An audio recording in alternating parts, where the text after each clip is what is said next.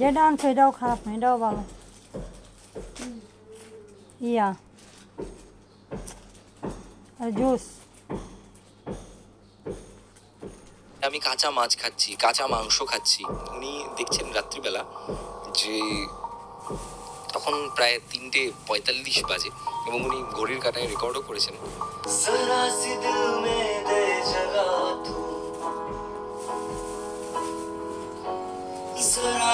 এখন বাজে রাত 1:10 আর শোনাতে চলেছি দুটো সত্যি ভৌতিক ঘটনা। তার আগে একবার এনভায়রনমেন্টটা চেঞ্জ করে নেওয়া যাক।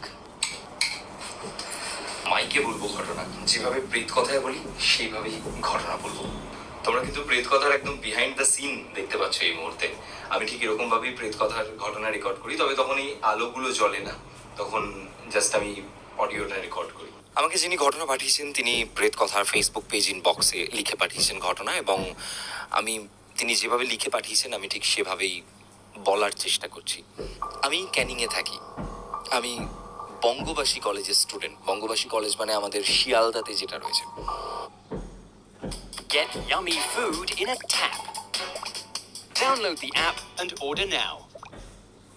তখন ডিসেম্বর মাস, প্রথম কলেজে গেছি এবং সেই সময় কলেজের একটি মেয়ের সাথে, মানে আমার ক্লাসে পড়তো সেই মেয়েটার সাথে আমার দারুণ বন্ধুত্ব হয়। এত ভালো বন্ধুত্ব হয় যে আমরা কখন কলেজ যাব সেটা আগে থেকে ফিক্স করতাম। আমরা কলেজ থেকে বেরিয়ে কখনো কলেজ স্ট্রিটে যাওয়ার, তো কখনো মোমো খেতে যাওয়া, সমস্ত কিছু আমাদের একসাথে।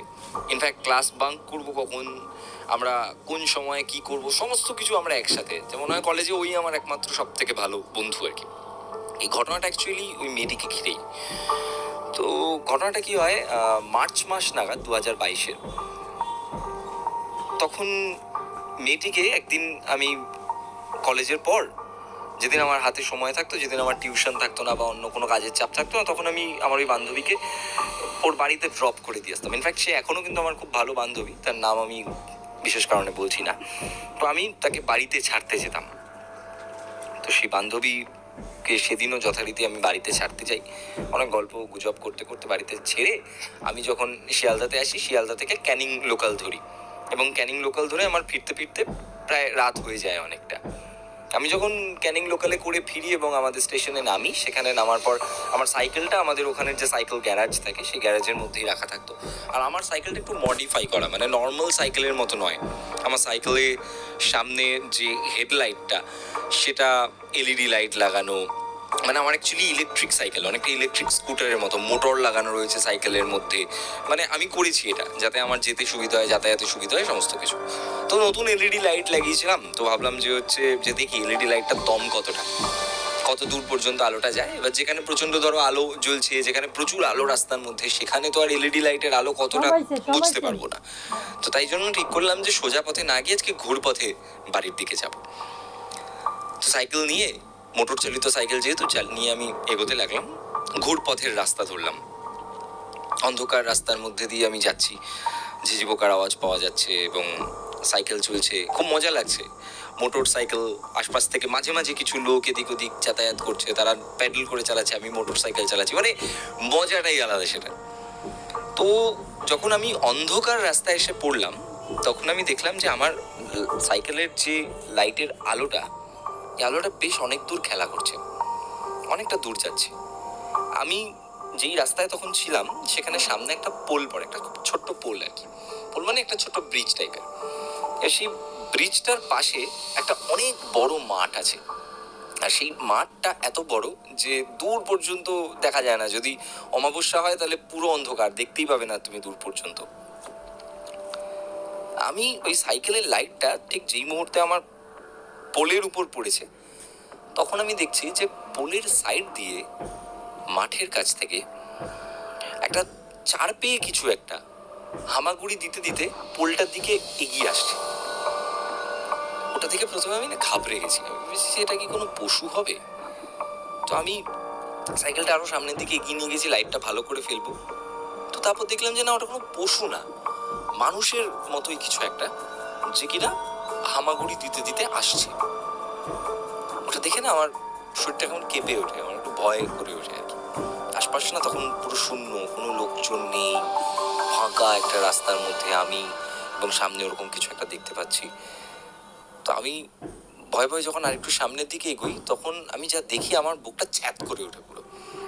যে আমি দেখি ওই 4 পেয়ে জন্তু বলবো না মানুষ বলবো হোয়াটএভার, সেই 4 পেয়ে জিনিসটি পোলের উপর উঠে এসে একদম আমার সাইকেলের সামনে এসে দাঁড়িয়েছে। আর আমার সাইকেলের আলোটা ওই জন্তুটার মুখের উপর যখন পড়েছে, তখন দেখছি সারা শরীরটা অদ্ভুত জন্তুর মতো, এবং মুখটা আমার সেই বান্ধবী, যে বান্ধবীর সাথে আমি সব থেকে বেশি সময় কাটাই কলেজে, আমার সেই বান্ধবী, ও হামাগুড়ি দিতে দিতে আমার সাইকেলের একদম সামনে। আর আমি আকাশ থেকে পড়ি যে ও এখানে কেন, ও এখানে কি করছে, মানে আউট অফ নোওয়্যার কি দেখছি আমি এটা চোখের সামনে। আমি খুব অবাক হয়ে যাই, আর আমি ওকে জিজ্ঞাসা করি কাঁপা কাঁপা বলে যে তুই এখানে আর এমনভাবে কেন হাঁটছিস? তো আমার দিকে তাকিয়ে আমার সেই বান্ধবী একটা কথা বলে, আমার আজও মনে আছে। সে বলে যে তুই এখানে কি করছিস, তুই বাড়ি যা। আর এই ঘটনার পর আমার নড়নচড়নের কোনো ক্ষমতা নেই। আমি শুধু দেখলাম আমার পাশ থেকে আমার ওই বান্ধবী হামাগুড়ি দিতে দিতে চলে গেল। আমি অনেকক্ষণ ওখানে চুপ করে দাঁড়িয়েছিলাম। আমি জানি না আমার সাথে কি হয়েছে, কি হচ্ছিল তখন। তারপর আমি যখন একটু সম্বিত ফিরে পেলাম, আমি সাইকেল নিয়ে এগোলাম একটু। তারপর আমার বান্ধবীকে ফোন করলাম যে কিরে তুই কোথায়? ওপাশ থেকে বলছে যে কেন, আমি তো বাড়িতে, আমি তো বাড়িতেই আছি। আমি এটা শুনে আকাশ থেকে পড়ি। তো ঘটনাটা এখানে শেষ হয় না, আমি বাড়ি যাই। তারপর আমার সাথে অদ্ভুত ঘটনা শুরু হয়। সেটি হলো যে আমি যখনই ঘুমোতাম, তখন আমি স্বপ্ন দেখতাম যে আমি কাঁচা মাছ খাচ্ছি, কাঁচা মাংস খাচ্ছি, এবং অদ্ভুত অদ্ভুত জিনিসপত্র আমি স্বপ্নে দেখতাম। এবং সেই স্বপ্ন আমার আজও চলছে। আর সব থেকে অবাক করা বিষয় হলো, আমি যখন এই স্বপ্নগুলো দেখতাম, স্বপ্নগুলো দেখার পর সকালে ঘুম থেকে উঠে আমার পেটে কোনো খিদে থাকতো না। আমার মনে হতো আমি খেয়ে নিয়েছি, আমার পেট পুরো ভরা। এবং এই ঘটনা এখনো আমার সাথে চলছে। তো যিনি পাঠিয়েছেন তিনি ঘটনাটি এরকমই পাঠিয়েছেন আর কি। এবং ঘটনা পাঠানোর পর তিনি তার ফোন নাম্বার দিয়েছেন, বলেছেন সত্যতা যাচাই করার জন্য তিনি ফোনেও কথা বলতে রাজি আছেন আমার সাথে। তো বড়ই অদ্ভুত একটি ঘটনা। এবং আমি যখন পড়েছি,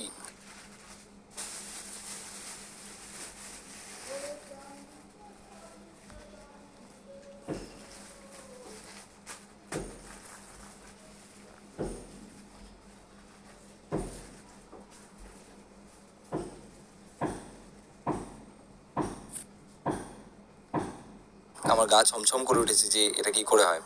রাত্রিবেলা আমার বাড়ির পাশে খুব কুকুর ডাকে, আর বাড়ির পাশে কুকুর ডাকে যখন প্রেত কথা রেকর্ড করার সময় খুব হয় মুশকিল। তা এখন হয়তো মাঝে মাঝে তোমরা একটু কুকুরের ডাক শুনতে পেতে পারো। আরেকটা ঘটনা আমি বলবো, এটা ঠিক ঘটনা নয়, মানে একটা জিনিস, আমি এভিডেন্সও দেখাবো। কিন্তু এটার যে কতটা মানে ভৌতিক ব্যাপার আছে আমি জানি না। যদি কোনো বিজ্ঞানসম্মত ব্যাখ্যা থাকে তোমার কাছে, তাহলে তুমি সেই বিজ্ঞানসম্মত ব্যাখ্যাটা আমাকে কিন্তু কমেন্ট সেকশনে লিখে দিতে পারো। তার কারণ কোনো একটা জিনিসকে বিলিভ করতে হবে, কোনো একটা জিনিসকে আমরা ব্যাখ্যা না করতে পারলেই যে তাকে ভূত বলে দিতে হবে, তার তো কোনো মানে নেই।